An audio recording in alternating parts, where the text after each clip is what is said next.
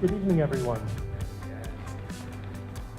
Thank you for coming this evening to our panel discussion and community Q&A on youth and the impact of Vermont's marijuana law. We have a wonderful group of panelists here this evening, and we're going to be hearing from a lot of different perspectives, and once they're finished, I am looking forward to the question and answer period afterwards.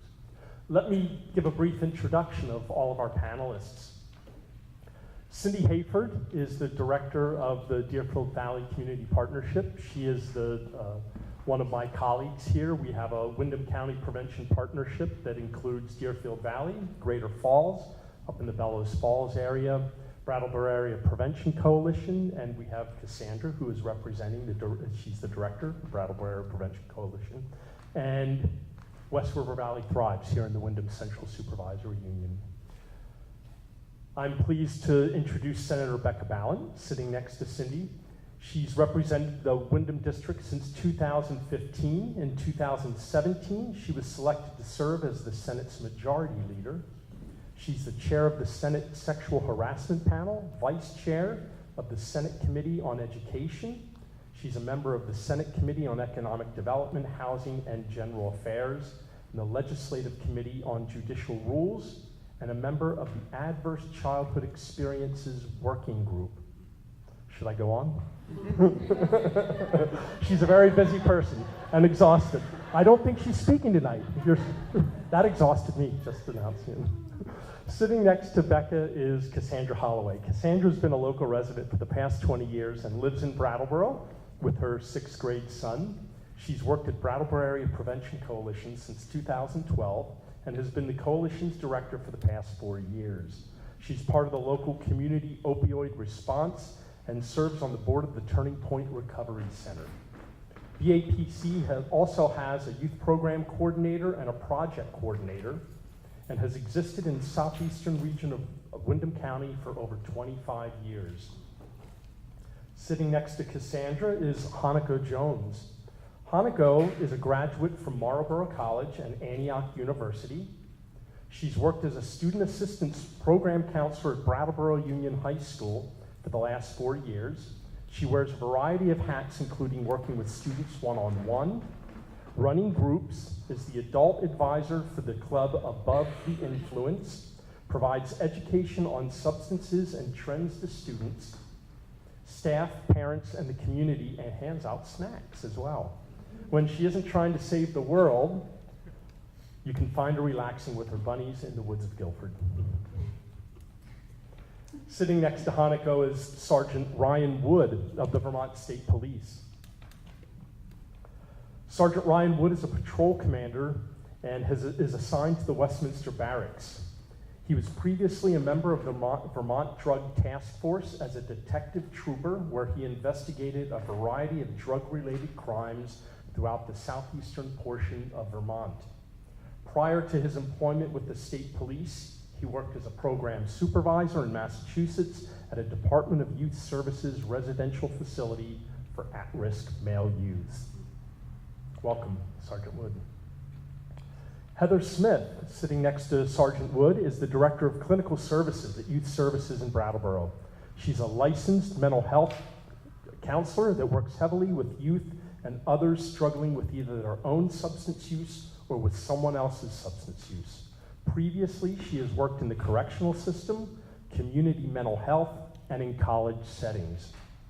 This summer, Heather's work was featured in the Brattleboro Reformer, where she stated, "We focus on the belief that each individual is a person of worth and dignity and is capable of recovery. Realistic hope is central to our treatment philosophy.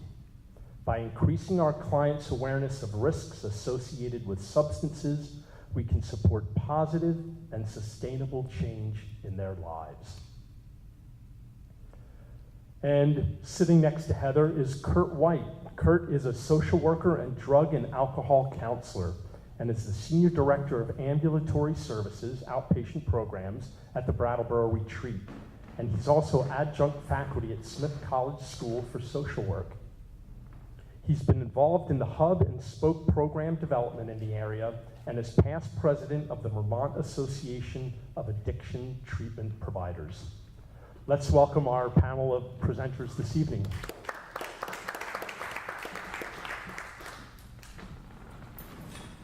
So I am tonight's moderator, and what we're going to do, the format is going to be 5 minutes for each of our panelists, and I'm going to be timing them. I'm actually going to slide over here so that they can all see me.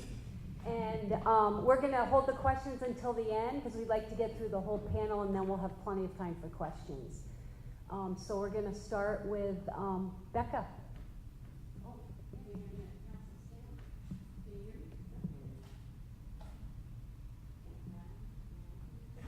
Now, yeah, you can hear me, okay. Good evening. As was said earlier, I am State Senator Becca Balint, and I'm one of 2 senators that represent Windham County. I live in Brattleboro with my spouse and 2 elementary school children who attend Green Street School.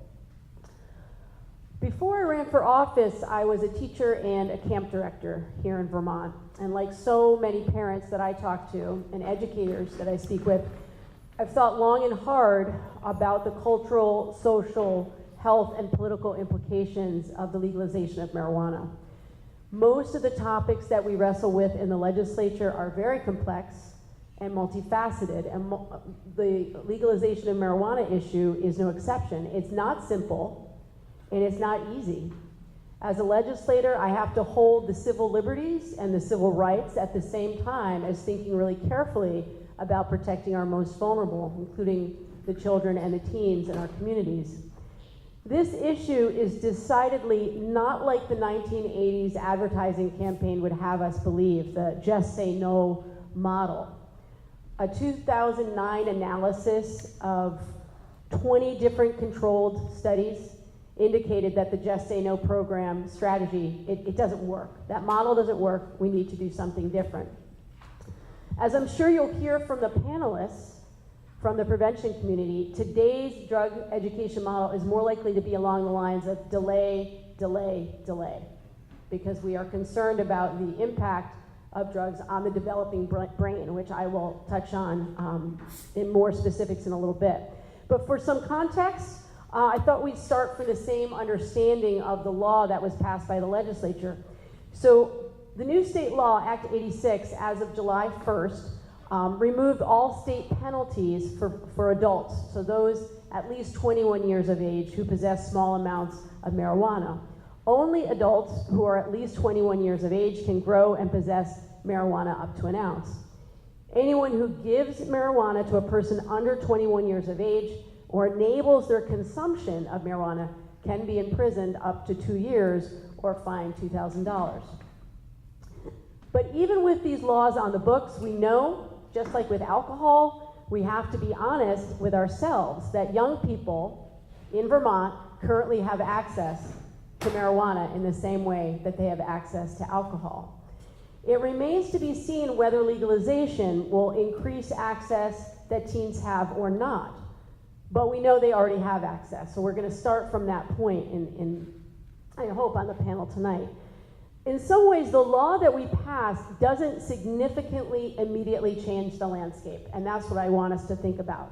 If we do move towards tax and regulate, which I believe we will, given the mood of the nation, given some of the surrounding states, which I'll touch on in a minute, I think we will have to have a deeper conversation about what that looks like. We're not there yet. I'm not entirely certain whether it will pass in the next 2 years, depending on the next election and who's in the House of Representatives here in Vermont.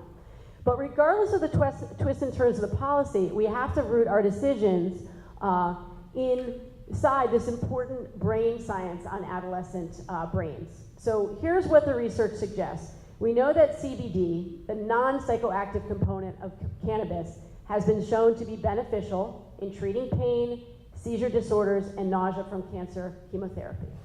There's science to back this up. We also know that studies indicate that the psychoactive component of THC could have some risks associated with long-term use, especially in adolescents whose brains are developing. There have been studies that appear to suggest a link and this is one that's very disturbing and worrisome to me, a link between marijuana use and increased susceptibility to psychotic episodes among teenagers. But there's a lot we don't know, because as I was talking with Cindy earlier, we haven't done the studies that we need to do on this substance. Are the impacts on the developing brain permanent? We don't know that. Is the adolescent brain only truly negatively impacted by heavy use? We don't have the longitudinal studies yet to show that. There is a great need for more study on this topic, okay? We in Vermont are not an island. Massachusetts is moving towards legalization, Maine, Canada, it's all around us. So we can't stick our heads in the sand and think that if we, simply say, no, we're not going to engage with the rights and responsibilities model while protecting our children, that somehow it's not going to cross our borders. It's already here. Am I out of time? Out of time. So I'm looking forward to a very rich and robust discussion tonight, and I hope you'll have some good questions. Thank you, Becca. So we were hoping to have an additional panelist, Robin Risky, who is our prevention consultant from the Vermont Department of Health. So Cassandra will be having some extra time to also cover some of the issues that Robin wanted to bring up. So I got this yesterday from Robin, so I'm going to do my best to, and I have to shorten it. So this is from Robin Risky, who is the prevention specialist for the Department of Health, and I think she's been there for many years, decades. And I just wanted to share some of the information that we use as prevention coalitions in the work that we do, and that we want to communicate to you. So Vermont is one of the highest users of marijuana among youth in the country. And for our high school population in Vermont, our Youth Risk Behavior Survey, which is the Center of Disease Control survey that gets done every 2 years, 24% of the students in Vermont had used marijuana in 2017, and of those 24% who used it, 42% reported that they had used it 10 or more times in the past month.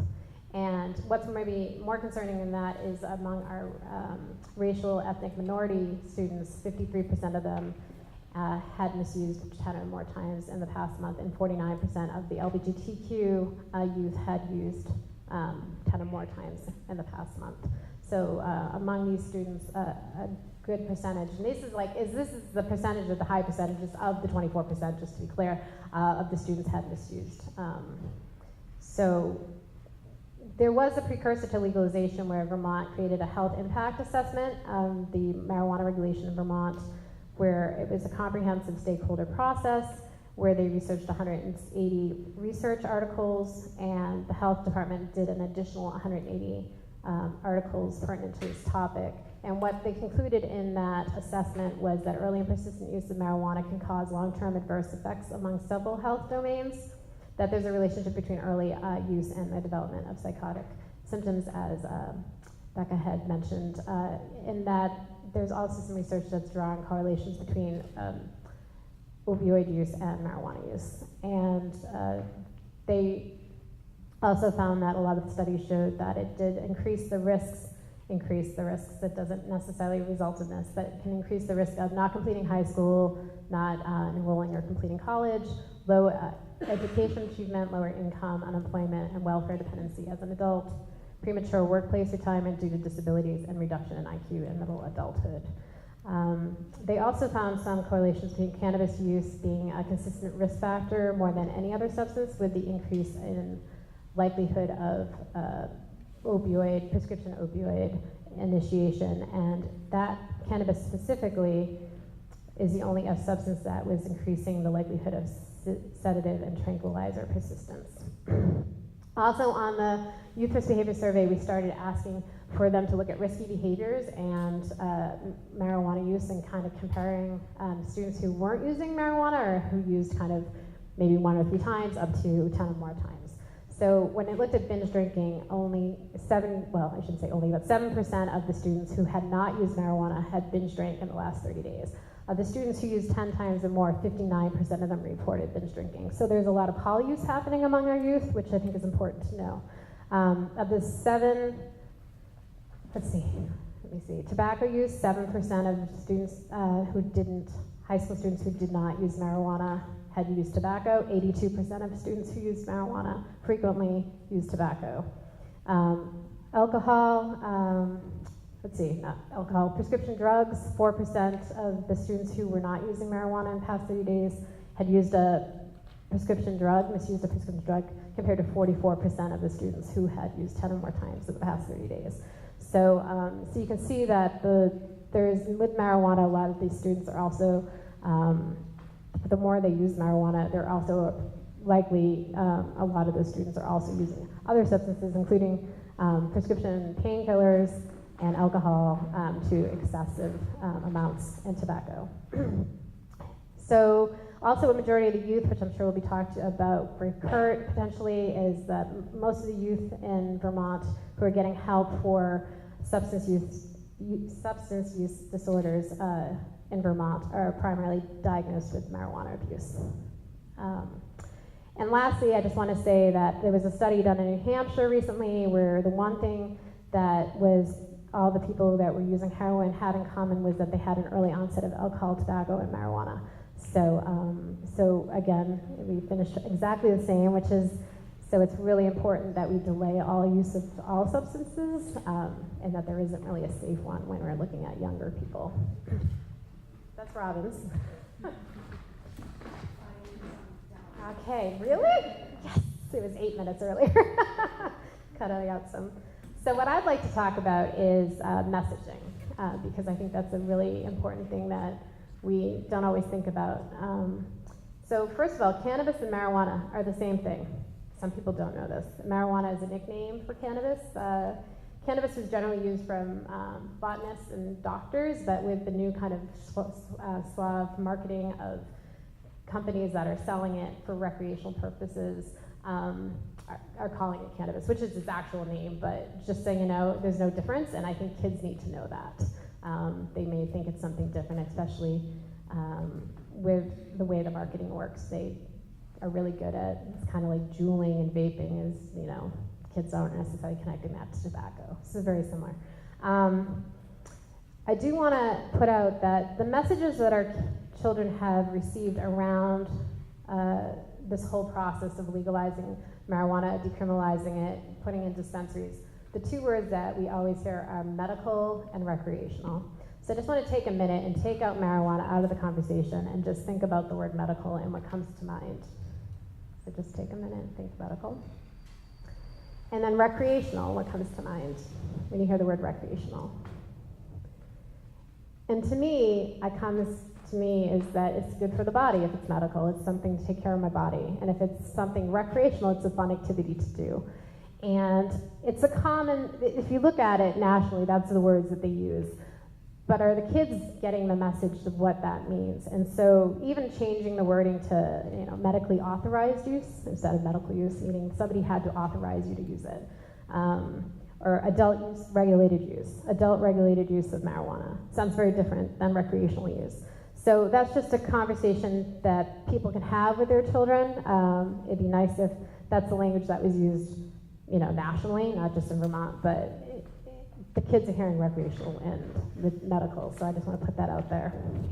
And messaging in their home and their community. So I just want to put alcohol out there because that is kind of now what we've always had. And I want to think about why people drink.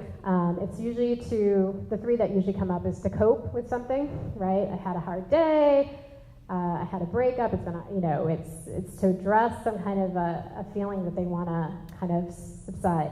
To connect with other people, you know, dinner dates, campfires, hanging out in the community, to celebrate weddings, birthdays, even kids' parties, unfortunately, sometimes graduations, hopefully college graduations. You know, there's a celebratory aspect to alcohol. So our youth are seeing these alcohol as a substance to cope, to connect, and to celebrate. And I just also am seeing that most community events are involving alcohol. There's always, from pretty much most of the events that I'm seeing, there's more and more consumption of alcohol at these gatherings.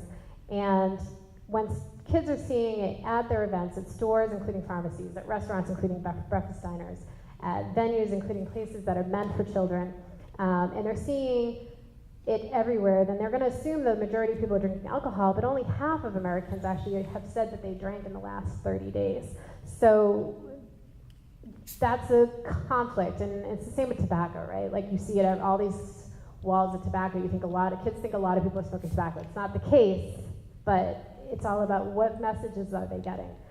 So what are we modeling in our homes around alcohol, and how are we going to model marijuana in our homes and in our communities? And that's the thing I want to really put out there.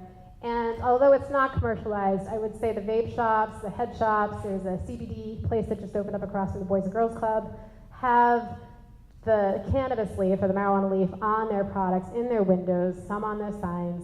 And it's just something to think about, because I don't know if those kids know that that's not representing something that's going to get them high when you think about CBD specifically. So there's already kind of commercialization happening, even though it's not necessary commercialization with the paraphernalia and the CBD, if we're not communicating this to the youth. So the last thing I want to say is that there's very little messaging that has come out. I'm so glad Becca's here to explain some of the parts of why. I don't know if we got all the information we needed, but there's certainly not a lot of counter messaging happening at the same time related to how we can help in enforcing the law as well as preventing our young people from using substances. And that includes the Department of Health, the Department of Education, and the Department of Public Safety. So I hope that gets considered as we move forward and we get enough resources and support that we need to help our young people not use marijuana at this young age of brain development and opportunities that they have. Thank you. Thank you, Cassandra. And now we'll turn it over to Hanako. All right, we're going to do a quick little setup here. Interactive slideshow.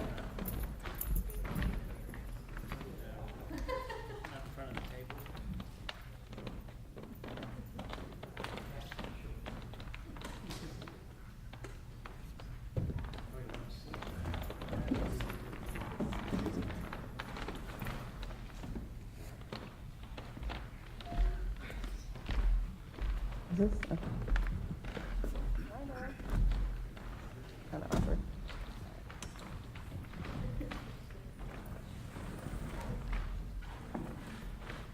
All right, so I really wanted to just get on the same page with everyone about what we're actually talking about, because people have a lot of different ideas about what cannabis is, what it does to the body, what percentages we're even talking about with THC in this product. So on the left here, we have Wonder Weeds of Mexico. This is a little picture from High Times from the 1970s. If I had a table with this product out on the sidewalk and a free sign, no one would take that. No one wants that. That's garbage. People would laugh at you if you brought that anywhere, and you're a teenager at this point. On the right, that's what we're looking at now. This is very potent cannabis. There's lots of, you can see the those crystallizations is high potency THC for all the stuff that gets you high is contained. So let's compare pre-1980s THC to current, cannabis to current cannabis. What do you think cannabis in like the 70s, the potency of it was? Shout it out. Give me a percentage. Wild guess. 10? 25? And what about now? 8? Now it's 8? Back then it's 8? What about now? 80? Okay. So, actually, in 1978, we were looking at 1.37% THC. And 10 years later, it's 3.5. 10 years after that, 4.4. 10 years after that, it doubles to 8.5. And now we're looking at 30% is the highest I found in a menu in California this summer. In cannabis today, it's much stronger because it's grown in your neighbor's backyard or in their basement. Strains are more easily manipulated. It's not being packed into bricks, drove over from Mexico. And people can increase their profits by making a stronger product. And dabs is a very high potency product with potency up to 97% is what I was seeing in this menu of products, which I forgot to bring. But so if we're looking at the equivalent of like a cannabis product to like an alcohol product, oh yeah, there we go. So cannabis around the 1980s was, say, like a light beer. Cannabis now is like a Jaeger shot, and dabs is like Everclear. So if you think about, you know, a teenager sipping on a beer versus taking a Everclear shot, you're kind of seeing the difference of potency. I wanted to talk a little bit about what actually is going on in the brain with THC. It mimics something called anandamide, which our body makes naturally. And cannabidiol is that thing that makes those little children not have seizures. That's a good thing. But so you see anandamide and THC look very similar, and it works on the endocannabinoid system, which we didn't even know about until 1992. And anandamide is actually called the bliss hormone because it gives us feelings of warm fuzzies, and it actually gives that, like, the runner's high when you exercise and you feel good. And it's found in chocolate. So you can see how when people consume cannabis, they have those like feelings of like feeling good, can kind of like induce sleepiness. But if you have too much of this, your body will stop producing it because your body's like, oh, I have too much of that thing. Like, I don't need to be producing it because I'm getting an artificial supply of it. So here's my little handy dandy brain. The A is the naturally produced anandamide. It's just floating around, you got it. Everyone, you know, might have, you know, more or less, you know, our bodies are all a little bit different, but everyone's got a certain amount. So person goes to a party, you smoke some weed, there's a little extra cannabis or THC floating around, and your body's like, oh, okay, I feel pretty good, okay. But say you start to smoke daily, and so you have a lot of THC in the body, and so your body's like, okay, I don't need to keep producing this anandamide, so no more anandamide produced. What do you think starts to happen? Yeah, exactly. If you stop smoking, you're like super depressed, you can't eat, you might feel nauseous, you can't sleep, you're irritable. And that's where THC or cannabis addiction comes in. People are like, oh, pot addiction, come on. But when we're seeing these increased concentrates of THC in products, there's also an increased opportunity for addiction. And so these are kind of the symptoms on the left. What's my time, Cindy? Where are you? Is that me? Okay. And just a couple other things that go along with this is something called state-dependent memory. When you are, a good example is, a teacher was saying that when she was in college, she used to go to the bar and shoot pool, and she would be really good at pool, but she tried to play sober, and she could not. She couldn't play pool sober. And that's the same for the student that smokes pot before they go to the soccer practice. They can't play without being stoned. It's the same for the student who gets stoned before school and then can't do math when they're not stoned. Cannabinoid hyperemesis syndrome is something that happens when you smoke high-potency cannabis day after day after day. People in the ER are seeing this. It presents as uncontrollable vomiting. There's really no known cure other than to stop smoking cannabis. And one of the treatments is to like kind of take these really hot baths or showers to bring blood away from the vital organs, but there's really no other cure than to like stop smoking. And then there's this psychosis that can be induced if you have this gene. We're getting down to the kind of like the genetic nitty-gritty of it, which I think is great because, you know, people are like, this isn't real. No, it's real. There's this genetic variation of the AKT1 gene that could influence psychosis in people with who smoke in their teen years. So yeah, I don't know, some more science. And I think an important thing to note is that 1 in 6 people who start using a substance, including cannabis, before the age of 14 will develop an addiction to that substance versus someone who begins after the age of 18. So, yeah, and as Cassandra said, in our state, it's really, as we see here, over the last 10 years, the number of people, young people under the age of 18 that are getting diagnosed with cannabis dependency is increasing, whereas alcohol is decreasing, and heroin and other is kind of staying stable. So I will have copies of this on the table, and thank you very much. And now for a law enforcement perspective, Sergeant Ryan Wood. Good evening, folks. Appreciate the invite to participate in this panel. As a member of this community myself, it's great to see these conversations taking place. Without delving too much into my personal perspective, I'd like to go over just a few of the things the state police is doing as an agency to prepare for what is perceived to be an increase of impaired driving, and just to overview what we're looking to do for highway safety, as well as some of the trends that we've seen both regionally and throughout the state. As far as the highway safety, all of our members are now being sent to ARIDE training, which is an advanced roadside impairment detection 2-day course.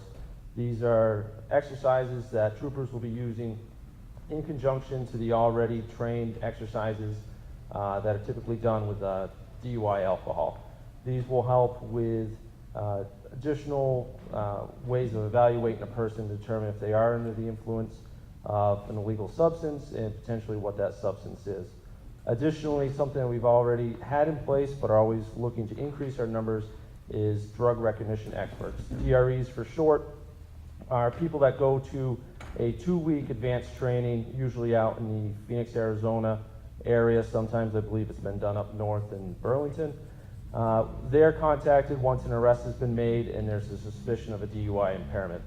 So they typically would then come to the barracks or the police department and do a more advanced evaluation of the person to determine what substance the person is potentially under the influence of. It could potentially be a polysubstance situation or drug and alcohol mixture. Obviously, there are some complications with that. When it works perfectly, it's great.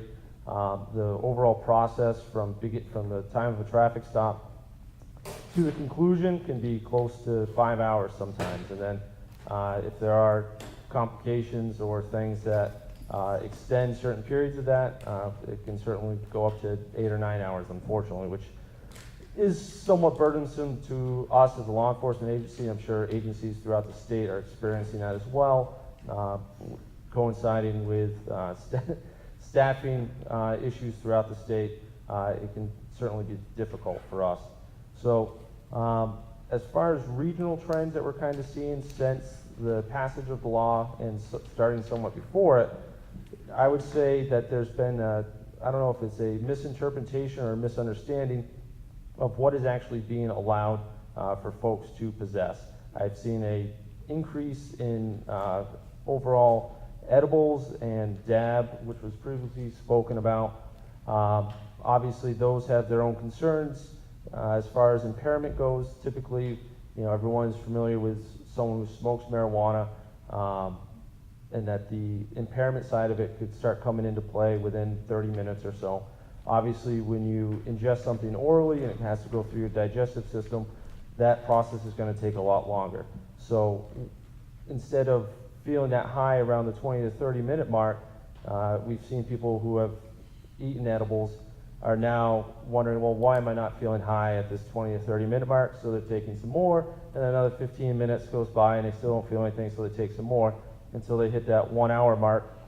And all of a sudden, in this rush of a high that is more intense than they anticipated, is they're now experiencing, which has its own adverse effects, especially if this is someone that's out driving and wasn't feeling the effects right away, but all of a sudden is feeling them during the midst of a drive.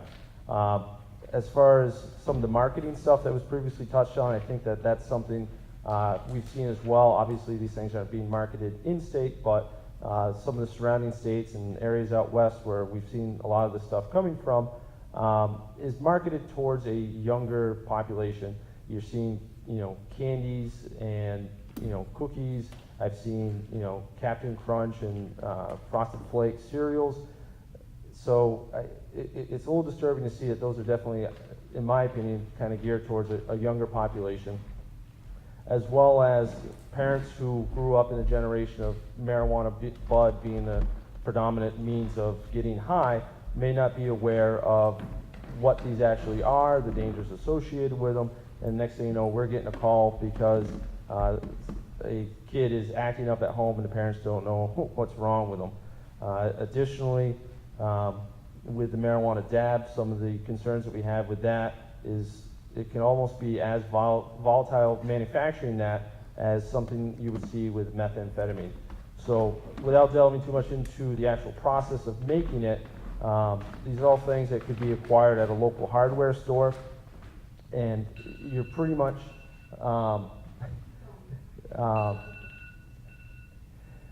you're using a butane oil to extract the trichomes, which is the THC, on pretty much marijuana waste, your stems, your leaves, other items you typically wouldn't associate with normal smoking, and that material is then extracted, or the butane oil is extracted from the THC by then putting it to a high heat source.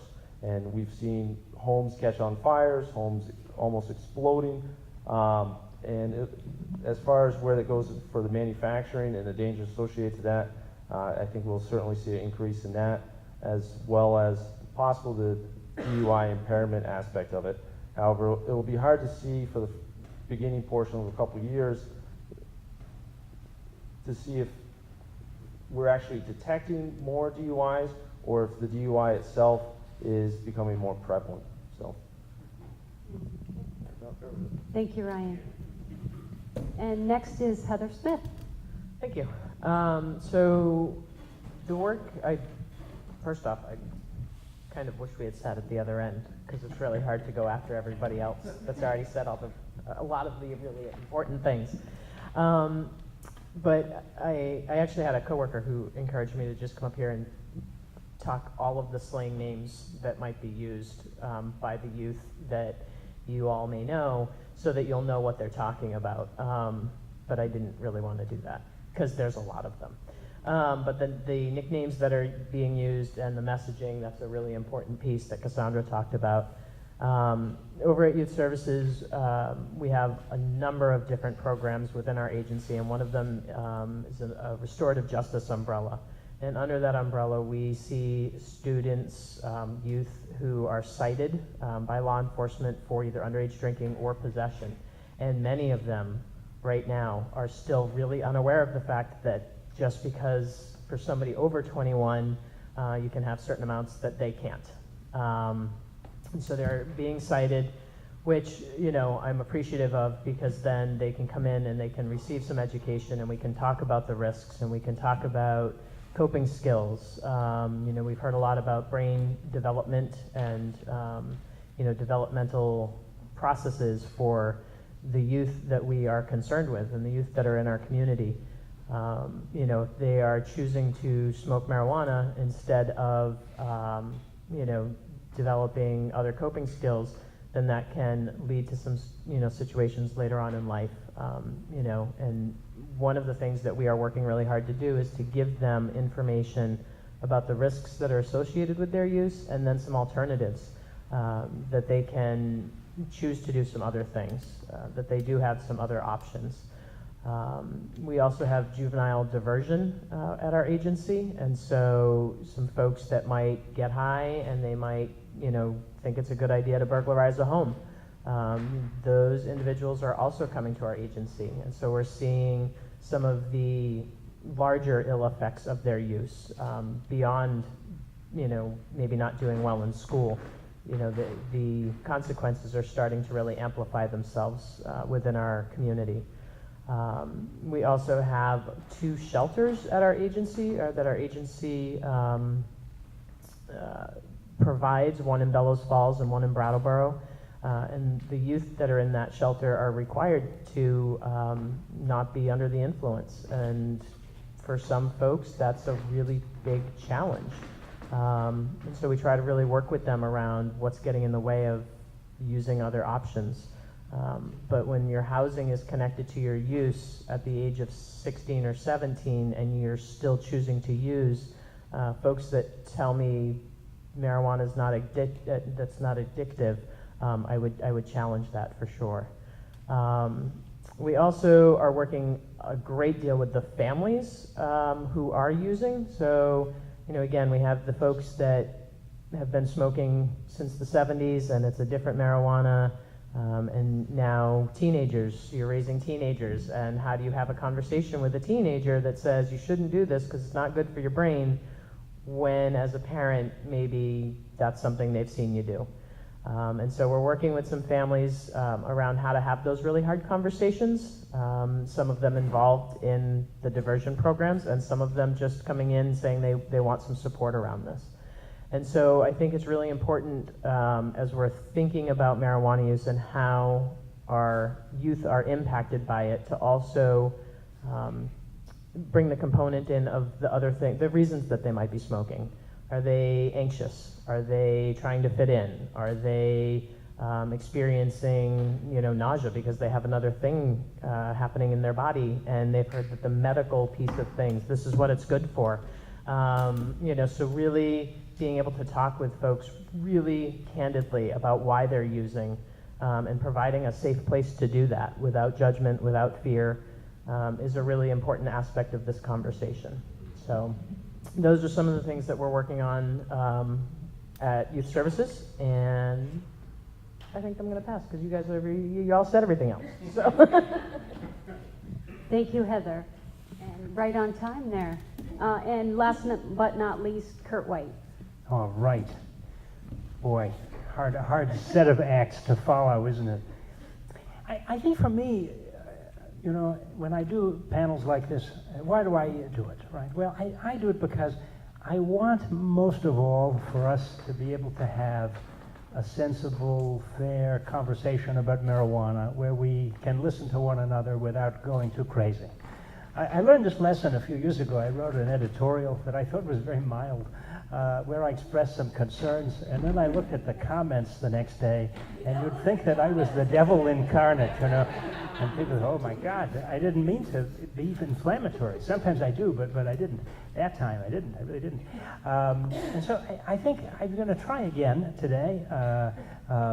Maybe it'll be better, easier this time. And I'll say, I'm kind of a worrier by nature. Some of that is what seat I have professionally, right? I'm an addiction treatment guy, so I see people with addictive disorders, right? So I'm more likely than other people to say, oh my God, I'm really worried about this.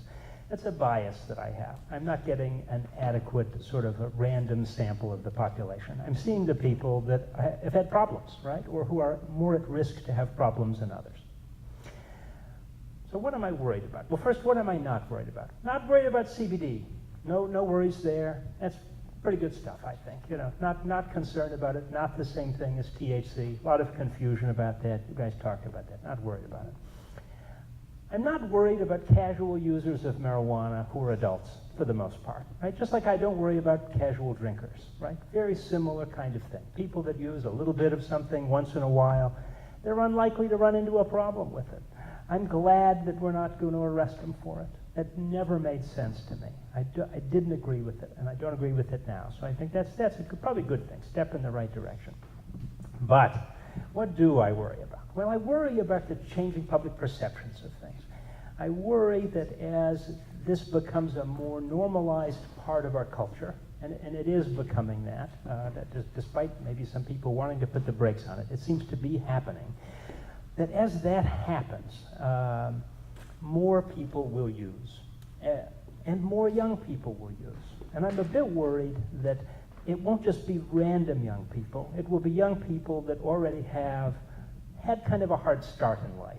Maybe some trauma, maybe some difficulty, maybe some loss, maybe some family history of addiction. And so it's sort of like when you open a casino in an area. There's a certain population that's going to be hurt by that. And there's a certain population that I think is going to be hurt by this. And that hurts me a little because I can sort of see it. I can make guesses about who is going to be in the community. Because often they're people that we're already encountering because they've had other sorts of difficulties, right? Who's likely to develop an addictive problem with marijuana or to develop any sort of problem with it? Well, it's people that have a personal or family history of addiction to marijuana or other substances, right? If you have some bad genetics, that's true. If you start using early, right, that's a major risk factor. That's where this delay thing comes from. If you don't use until you're an adult, not just marijuana, but alcohol and other drugs, you're actually not likely to develop an addiction to it. It's why the drinking age is 21. There's a million years of research about this. Maybe not that long, but a lot of research about this. That if you really could do it, then you'd have a lot less alcoholics in the world, and also addicts to other sorts of substances too. So early use, genetics, and then sort of the difficult early environment makes people more likely to use also. And these things affect people a little bit differently drug to drug, but it is true with marijuana. And so I'm concerned about that, and I worry a little bit that we haven't done enough to address that as a part of this sort of process of marching forward with this. Because although a lot of people will smoke marijuana, only maybe 15% will develop problems with it. But that 15% will consume almost the entire supply of marijuana that flows into the state. Isn't that amazing? A small percentage of people will use almost all of the drug. And it's that group that I'm really worried about, because I see them in my office and they're suffering from this drug addiction and from other drug addictions at a rate that is a little bit astounding and problematic. And I think Vermont is a little on the sort of exceptional side with this. We're on the sort of higher end of the total drug use trends, total youth trends, binge drinking trends, young adult cocaine use, and of course, you know, we've been a part of this opioid thing for far too long. And so I just think we need to be extraordinarily careful. And if we do move to a regulated marketplace, is the last thing I'll say, I'm worried about the advertising that's going to come with that, because it's the state won't be able to restrict that because it's illegal at the federal level, and the state can't set up a state-run monopoly under those circumstances. And so people will have a First Amendment right to market it how they want, just like they used to do with cigarettes before these decades-long lawsuits got settled. And we know what happened there is that the companies that want to sell it to people will want to sell it to the people that use it the most, right? They'll want to create more heavy users of the product. And so they'll target vulnerable people, and they'll target children, and it'll be decades before we can put that back in the bottle. So we should go into this with eyes wide open. Thank you, Kurt. So this is the part of our program where we open it up to questions. Your question can be directed to an individual panelist, or it can be a question that is just directed to the whole panel and they can choose to answer. Can we ask questions at each other? Absolutely.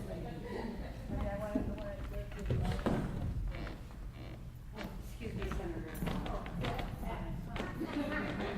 Hi, Senator Ballant. I'm just curious, as someone who sits on the Adverse Childhood Experiences Committee, how much do you see that playing into putting, you know, in terms of determining or being predictive of future use, especially when it comes to what you're talking about is a real specific vulnerable population? And I don't know if you have anything to add to that.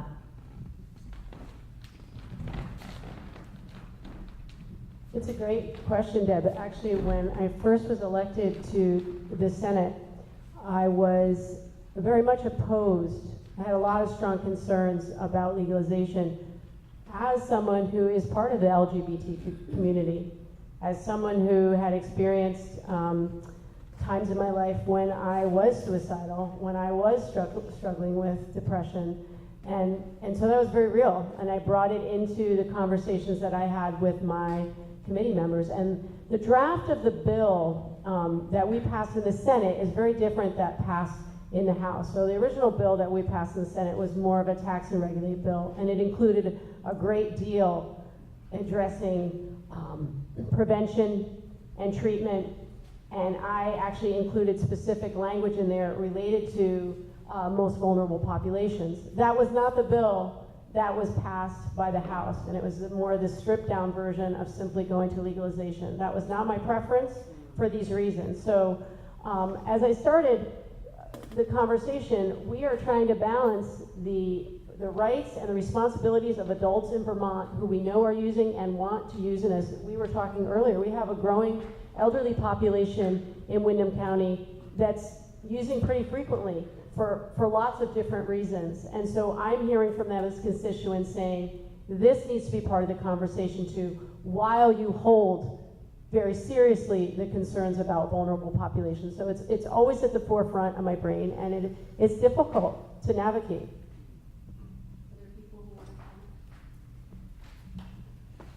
Other questions?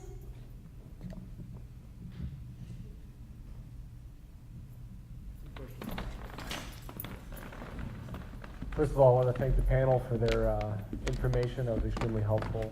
And with regard to all of that information, I guess I should lead with this question. Is there data to support or evidence to support that education in all of the arenas that have been talked about with youth are actually trending in the right direction and informing youth and seeing actual change in the culture? Or is it still kind of in that grassroots developing stage? I'd love to speak to that. So I think one of the things that we like to look at is tobacco, because that was really prevalently used, and it went down significantly until, unfortunately, e-cigarettes and Juuls had come into play. And so part of that was education. Part of that was putting policies in place where people couldn't use the product as excessively. There was things around marketing where they couldn't use things like Joe Camel as an example to promote their products to young people. They are working still on flavored tobacco, and also there's some looking at maybe increasing the age to 21. But back to your thing, so we did see a significant decline up until recently with tobacco, because it wasn't normalized anymore. It was something that was kind of, it wasn't the norm. So that, and taxation, I mean, most of the cost, when you see how much cigarettes are, it's because of taxation. So when we talk about taxation, one of the things to deter young people is by making it very expensive to use the product. So I don't know if Cindy wants to speak more. So we can't specifically say that education is what has caused some of the drops in substance abuse in our youth, because we implement a comprehensive program. All of the coalitions here, where we're trying to do very, very different strategies in all sectors of their life, individuals, the school, the community, and the family. So we can say that we've seen some great decreases in tobacco, alcohol. Marijuana seems to be pretty level, which probably is because of all the talk in the legalization and the perception of harm. But education around substance abuse prevention is being done throughout Windham County, and as part of the comprehensive program, there has been success. Other questions or comments? Scare tactics don't work though, your brain on drugs thing, that's, so, yeah. I had a question for Hanako.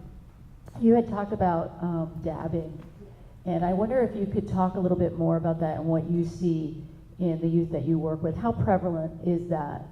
And I think a lot of people aren't aware of you talked about the potency. It's terrifying, that aspect. So it's actually not very prevalent. It's very expensive. You could probably talk more about seeing it on the road, but thankfully students are not bringing it in. But something, they call it a dabs because a dab will do you, right? And you can have a little, it's almost like a BB on the end of your pen here, and that's enough for this thing, the dab, right? This is because it knocks you out, because you fall asleep. So that's what that is, everyone. Yeah, okay. Is that want to hear from this guy? Sure. As far as seeing on the road, we definitely have seen an increase of it. I think that with the legalization, that the availability to kind of grow your own and make your own has certainly increased. The potency is definitely one of the concerning parts, especially if someone's not familiar with using it. They may not realize how much it is they are using until they're already experiencing the effects of it. As far as some of the paraphernalia associated with it, if you know, parents are ever looking for that sort of stuff, you need a high heat source. So you'll see more of like the butane lighters with some of your traditional smoking paraphernalia and glassware. As far as making it, you can pretty much go online, unfortunately, and learn about that and see the process. But if you have any concerns or see or believe anyone's manufacturing it, which, like I addressed earlier, is pretty dangerous, contact us. It's a pretty serious offense, and we've unfortunately seen a lot of people get hurt through the manufacturing process.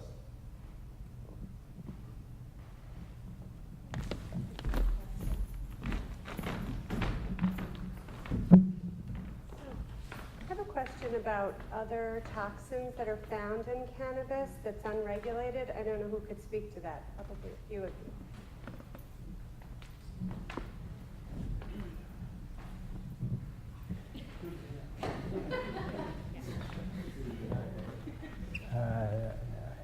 I mean, you know, when you smoke something, there's a lot of gunk that gets created. Hundreds of different chemicals, none of them good for you, you know. I'm talking about purposely added. Purposely added, that's what I was going to ask. If you mean purposely added, yeah, I mean, we do see this. I mean, usually people don't, I don't see it in a hidden way. That seems to be like a worry, like, oh, you know, this was laced with PCP or something like that. Usually those other drugs are more expensive and harder to get, and so people don't really want to give them away. In terms of intentional use, yeah, you do see that. People will smoke, you know, one thing with another thing or something like that, and it creates a different sort of experience and a sort of negative. But usually people know what they're getting, and I think some people think that maybe it must have been laced with something because it's actually just so potent that it seems almost incredible that it could create the kind of high or impairment that could lead you to, for example, go to the emergency room. But in fact, we are seeing that. As far as intentionally adding stuff, nationwide, you'll see pockets of it where something will potentially have, you know, cocaine, meth, or fentanyl laced with it. Like he was saying, it's not overly prevalent here. I don't think there's a big desire for it. Every once in a while, when that does happen, it kind of makes a splash in the headlines. So I'm not sure if, you know, some people may think that it's more prevalent than it is. It's certainly out there, something certainly be cautious of. Just to kind of piggyback on what I was saying before, it was brought up with the Juul and the e-cigarettes. Those are also additional paraphernalia to, you know, be cognizant of with using dab. It's something that can easily be put into it, and that's also another high heat source.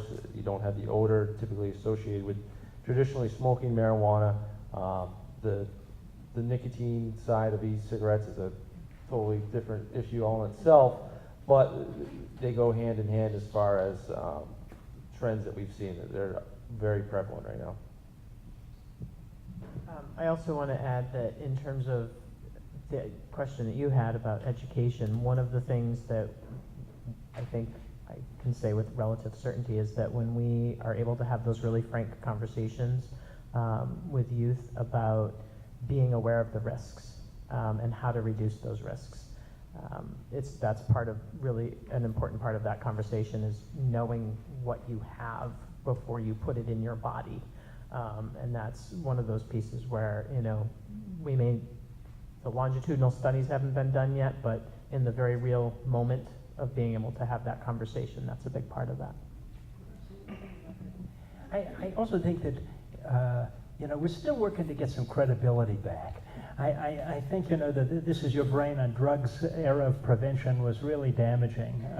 People don't, it wasn't just ineffective, it actually, people just tuned out, you know, and so I think to get them to get people, especially young people, to think that we have something to say about it, that sort of respects their intelligence, I think, that sort of says, no, we know that heroin is not the same as cannabis, that alcohol is not the same as cannabis, that these are different things with different effects and different consequences. But it doesn't mean we don't still have some concerns about each of those things. We're still really working toward that. Something that may be a little newer, that was new to me when I started this job, was the intentional mixing of tobacco in cannabis, something called moles, which makes it way more addictive. Yes, and I would say 50% of my students will do this, and it's actually, they think it gets them more high, which I'm like, at these concentrations, I don't know why that's completely necessary, but just be aware if you think they're talking about little furry animals, it's not. I think the other thing that we're really trying to move towards, away from this just say no and kind of the fair focus, is really looking at how people are managing and self-regulating themselves. I think we have a society that's, you're always supposed to feel really good, and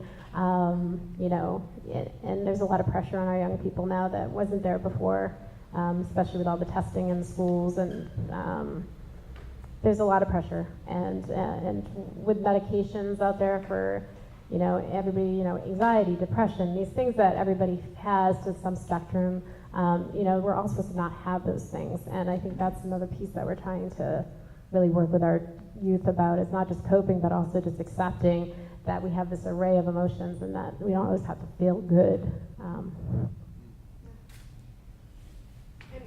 actually, that makes me think of another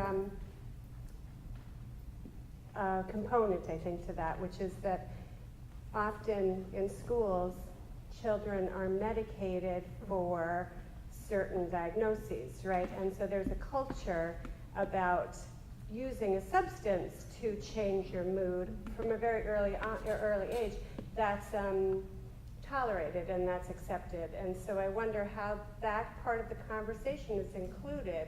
And imagine some of you get their response, well, I need this, and I'm self-prescribing this, and isn't that okay? Because that's what we do in our culture. So I don't know if you have some ideas. Before I hand that over, I just do want to, we do a RX, a prescription drug misuse curriculum with young people, and we always ask, what is a prescription drug? And they say it's a prescription, like something prescribed by a doctor, and then we say, can you give us examples? And they always go to anxiety, depression, ADHD. They never say antibiotics or heart disease. I'm just saying that no matter what school we've gone to, that is what the kids talk about. So I just want to let you know that's what they're thinking about when they think about medicating. I was thinking how much we wish that Robin was here, because in terms of her role in this collection of panelists, she would have the best answer, I think. And I also know that Steve had done some reach out to try to get some medical vision up here with us. But as somebody who has worked within the medical community in terms of their mental health, and education isn't just for parents, it's not just for kids, it's for providers. When we think about the overprescription of opiates and medications of that sort, there's needed to be a lot of education even within our provider field. And I think you touched a little bit on that earlier in terms of that. So I think that trying to look at the overall picture of things and encourage people to know that it's okay to have feelings, it's okay to be sad, it's okay to be upset, and sometimes we sit with those things, and we don't always have to medicate our way through them, and sometimes medication is appropriate, just like sometimes you can correct cholesterol issues with diet and exercise, and sometimes you need medication, and so it's a similar conversation around that. I had this thought earlier. I was talking to someone the other day that had just got through hiking the Appalachian Trail, and he was saying, he ran into young people, and he said he couldn't believe how many people smoke marijuana the whole trail. It is not a part of that person's life, but he said, sometimes you'd hike with someone for a morning, and they'd have to stop 3-4 times to sort of smoke while they're doing this. And I'm still a little shocked by that in a way, because I think, well, this is really a kind of an effort to sort of be in a kind of a flow state, in a kind of a self-directed environment state, and yet people found even doing that so intolerable, in some way, that they needed to have this kind of compulsivity to get away from some aspect of their own experience, And so I do think that's a kind of a cultural thing that we probably have to address, this sort of movement away, that even people that are sort of at maybe the peak of physical fitness or health seem to find a need to do, right? Not just those that are sort of more obviously struggling with health problems.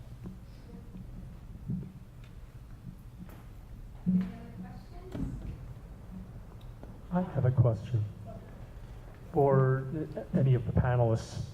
Where do you see our youth getting their marijuana?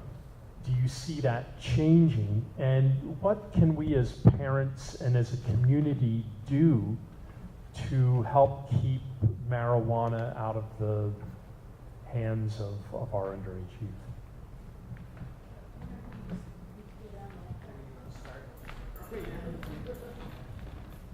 Well, I'm glad you asked that, because something that hasn't really been brought into this conversation explicitly is, I know in my work in the State House, when I have people who come and testify, and I talk to youth and I talk to people who have been through recovery, often the place where they are getting their marijuana is from their parents. And so we need to be thinking about that in terms of how we are talking about it in communities. Not even in terms of, some parents are providing it to their kids. It's a cultural and traditional norm in the house. We have to wrap our arms around that. That is a part of life in Vermont. Another aspect is some kids know that their parents or grandparents or neighbors have it around. So it's not always some illicit person, at the school or hanging around the corner store. So we have to really stretch our thinking about this. Okay, so I just want to, we haven't really named that, and I'm not naming it as a place of judgment. It just is. And we have to think about how we're going to be talking about it more openly and honestly, so that we can really meet these kids where they're at in the context of their families. Very well said, thank you. And I think that this whole e-cigarette juuling, kids are using that for taking in marijuana, and you can't really tell what it is, So I do want to just put that out there, that they're not all just smoking joints and one-hitters. They're taking it in different ways. So we really just need to stay on top of this substance, because it is ever-changing. And it's ever increasing. I feel like all of our substances are everything's way more intense than it ever was. It's like roller coasters, who can be the tallest. And it's kind of a whack-a-mole kind of work that we do. So, so literally a mole, right? Sadly. Okay. I see my students getting it from parents, either given or, stolen, friends. They might have someone that they get a bunch from and will distribute, like a dealer situation. And then what was your second question? What can we as parents in the community do to help keep that out of the hands of our underage? I don't know about keeping it out of the hands, but I think just being really open and non-judgmental, as hard and as that is for parents and as easy as that is for me to say as an outsider. If you can be open about it and have your kids know that, they might get grounded or something, but you really just, you're there because you love them and you want them to make the right decision. And, it might be 3 a.m. and they might be calling you because they need a ride because, their ride isn't sober or something, you'll have a conversation later, but now they need you and you will be there for them.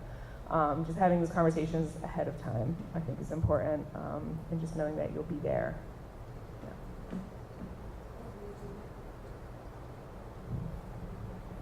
I agree with the folks that spoke before me in regards to getting it from family and friends. It's something we see commonly happen, or folks going to out-of-state connections where things are more easily marketed and sold. Another thing that people don't realize often is that a lot of things are coming in by mail, and we always think of it as a very secure system where everything is monitored. That's not the case.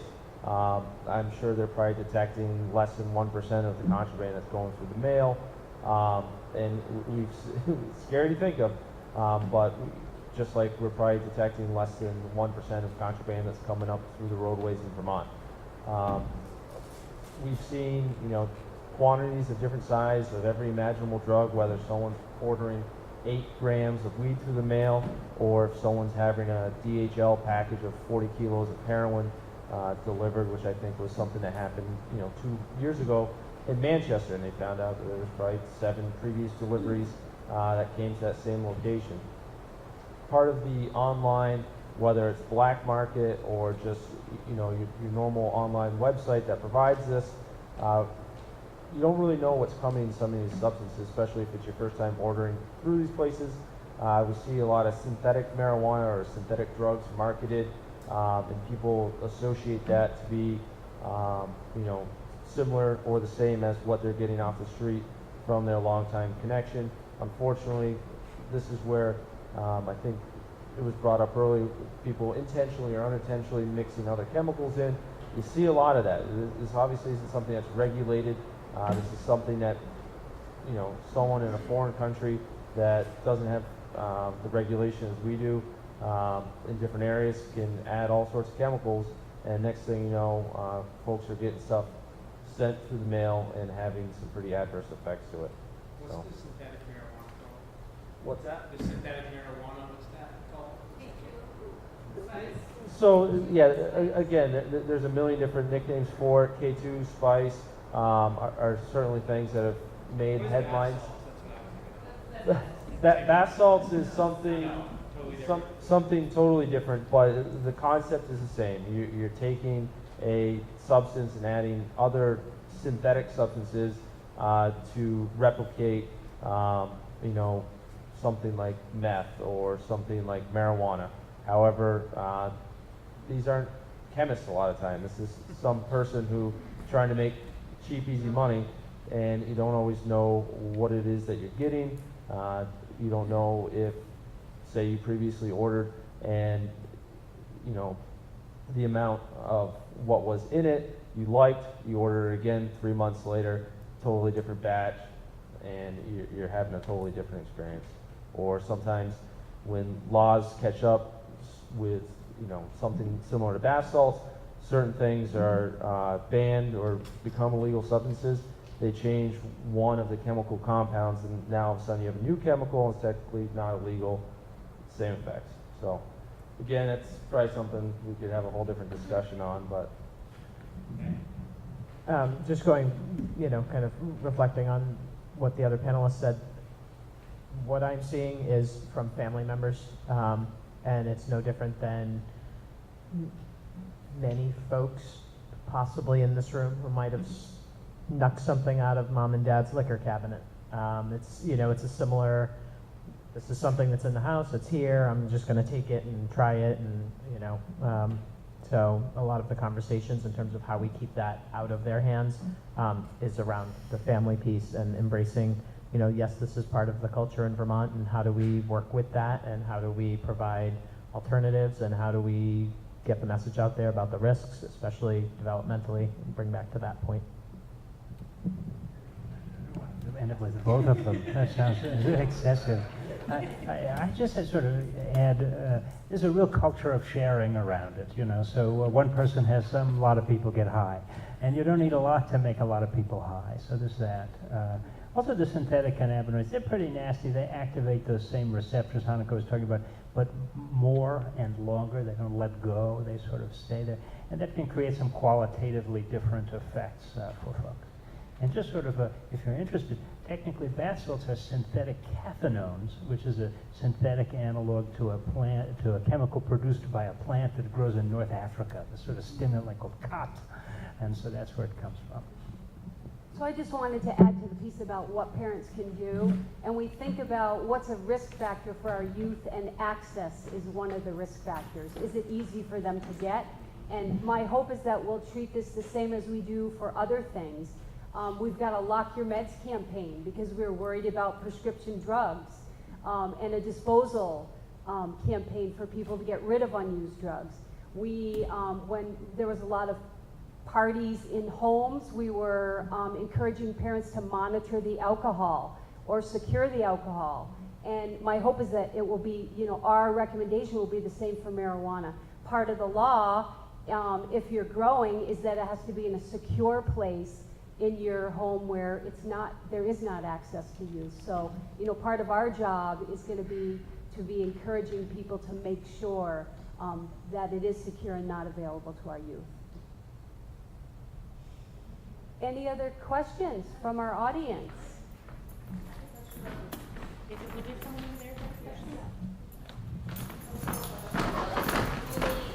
Dabbing or juuling in marijuana. So kids or people, I guess you can go to the store. I haven't bought them, but I've seen them. You buy, you go to the store, you get this little thing with all these colorful little tabs, and you jewel, right? You have to be 18 and it's legal. So how does the marijuana get into the jewel if they're selling it and marijuana isn't legally sold? How is that combining there? Are they buying it in Massachusetts? Are they?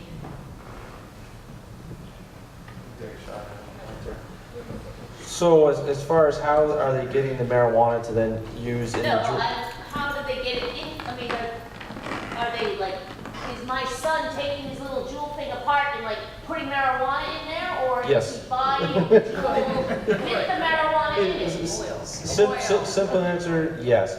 So what's used in a jewel is obviously, sometimes these oils, putting a dab in there or, which is kind of like a waxy material, it operates in a similar manner. Obviously, that may not be what they're designed to do, and I'm not sure if it affects the longevity of the mechanism, but that in simple terms, yes, they're putting dab in there or a marijuana oil of some sort to then smoke. And if someone wants to, Is the jewel company, now that marijuana is legal to buy in places like Massachusetts and stuff, are they actually selling marijuana jewels so that I have to now worry about my kid going to Massachusetts to buy the jewel with the marijuana? It's not Juul branded, but it's other pens. It's other, vaporizers. You can get that at the dispensary. Yes. From medical. Yeah, there's other branded pens. But there is no brand. Because the Juul is like an iPod or an iPhone, right? It's the brand. Thing, yeah. Okay. That I keep confiscating to my kid and throwing away. Right. Yeah. So Until he turned 18 and now he tells me he's legal to buy it. And so, tough shit, Mom. And I say, no, it's my house. yeah. So yes, in other states you can buy just the pen with you can buy them preloaded with the cannabis, the THC oil or CBD oil or a combo, or you can get your own oil refill, whatever. Okay, so we can purchase them with the cannabis in it. Yes. That's what I wanted to know. Yep.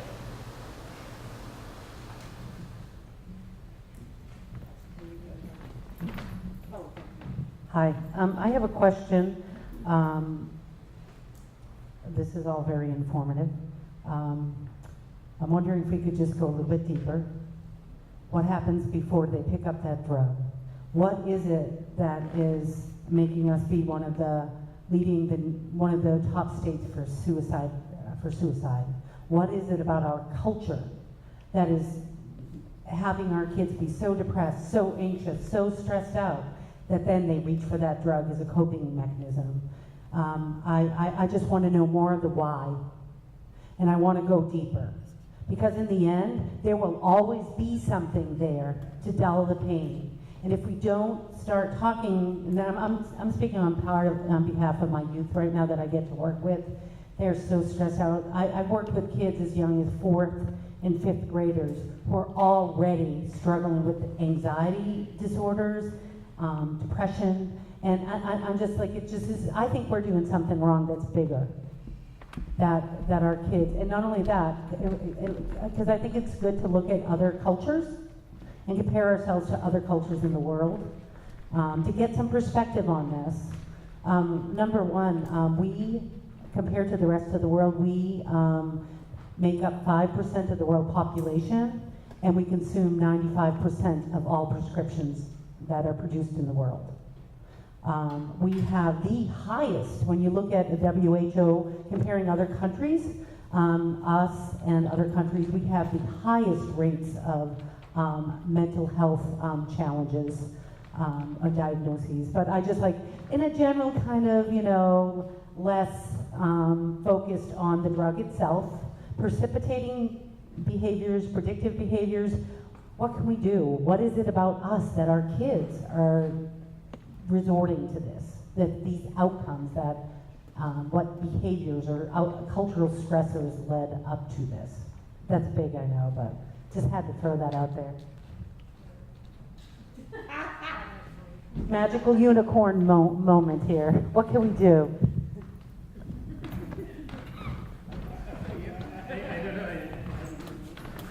Just imagine. Have you seen that TED Talk about connection? Yeah. Okay, that's all I got. That's all you got. Yeah, that's good. That's pretty good.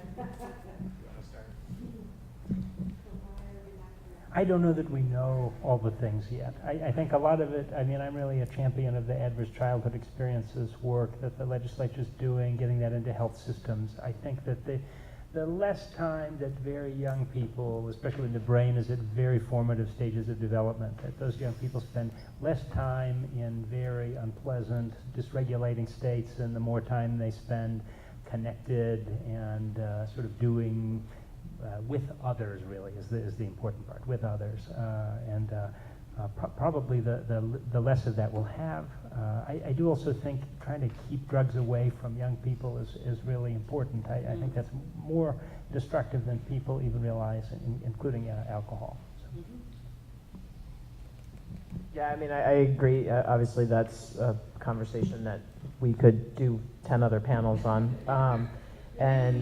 I think our kids really right. actually want to have the conversation, right. and them tell us why. Right. I mean, I think that, you know, without taking into account the perspective of the youth that we are concerned about, I think it's foolhardy to try to make too many guesses about those things. But I think that, you know, in terms of being the adults in the room, showing up and being there, and asking the questions and providing the safe space and having the conversation later when they get somebody home safely, like Hanako was talking about earlier. You know, those are the sorts of things that, knowing that those things are there, are some of the things that we can do. But I think that, you know, yes, there should be many more conversations about that. I guess I'll just touch briefly on a few of the points that you brought up. I think a lot of it begins with the conversation piece at home and the awareness of parents, and just kind of have an idea of, you know, what it is that their kids are facing and how it is they're going about coping with that. And as it's been touched on, I think there's a lot more we can learn and continue to get better at as individuals, parents, as a community as a whole. Some of the stats that you brought up, we've gone over them in other trainings, and it is very alarming. I think on average through the state of Vermont, the average prescriptions for every person, not just the adult population, is 11.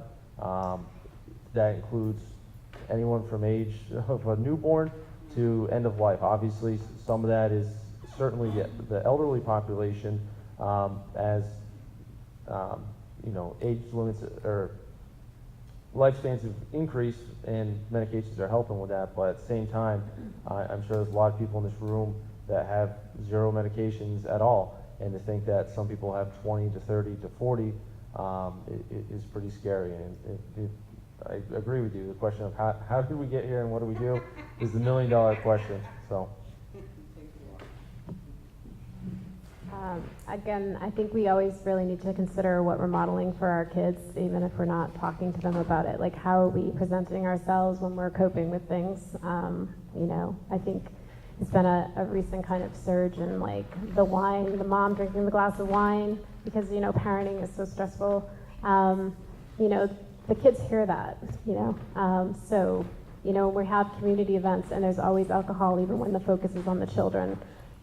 Children notice that. So I think that's something we can do. It's not the answer. Again, this is a very complex question you gave us, Deb.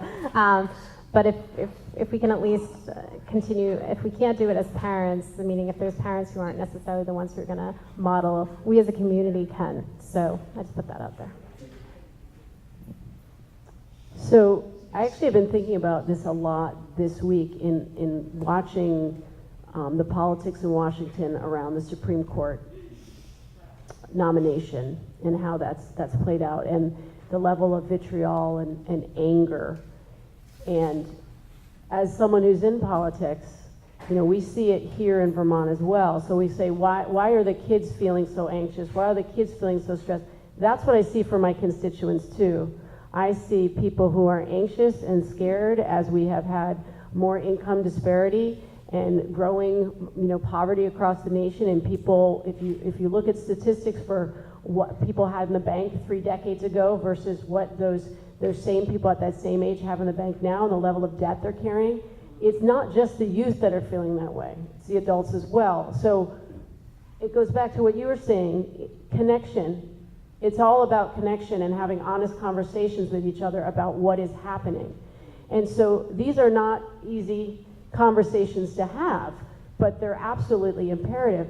There was a story I saw in the Washington Post the other day about when the Anita Hill Clarence Thomas hearings happened, and that following year in '92, a whole wave of women decided to run for Congress. And when they first entered, one of the things they were told by many of their male colleagues is, don't bring personal stories into your work here. There is no place for that in Congress. Don't talk about what's going on in your neighborhood or what's going on with your neighbor. That's not what we do here. And I say to you, that is exactly what we're doing. That's what we're all trying to do. That's why we're here, and thank goodness for all of you who turned out tonight. These are the conversations that we need to have. That's the only way that we make meaningful policy change. So I just needed to say that. And we are at time, and I'm going to finish with one last comment. So there's been a lot of talk about other countries, and the Icelandic model continues to come up, and some of the key components around that are children feeling like they belong. And so really working, not only parent involvement is a huge piece of it, but finding what their passion is and something that they can master and be successful at, and they are rallying around some of those components. And there's a lot of talk at the state level right now about taking some of those components and trying to implement those statewide. So before we go, I want to thank Steve Tavello from the West River Valley Thrive for sponsoring this discussion, and I also would like to thank all of our panelists for their great information and participation.